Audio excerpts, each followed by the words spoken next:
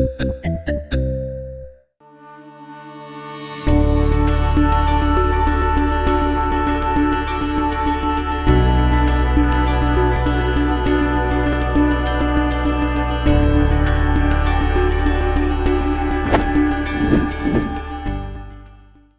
student, Assalamu alaikum. This is Laiba Tariq, your biology instructor from tutorial.pk. Today we are studying your chapter 19, that is the growth and development. Let's start. We all know कि एक single fertilized cell से एक complete organism create होता है, चाहे वो organism animal से belong करे, चाहे plant से या चाहे even human से. हर चीज़ का start एक single cell से होता है.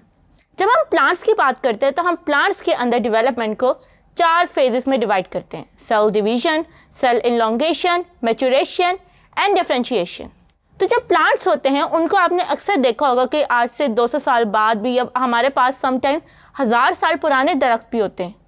तो दरख्त कभी बूढ़े नहीं हो सकते. रीज़न बीइंग कि दरख्तों के पास कुछ ऐसे ओपन ग्रोथ होती है या कुछ ऐसे उनके पास जो होते हैं वो रूट्स और स्टेम्स के ऊपर उनके पास स्पेशल टाइप ऑफ टिश्यूज़ होते हैं जो कि कॉन्टीन्यूसली डिवाइड करते रहते हैं, जिसकी वजह से न्यू ऑर्गन्स जैसे ब्रांचेस, लीव्स और रूट्स जो होते हैं वो उनके पूरे लाइफ स्पैन में जो होता है वो ऐड होते रहते हैं.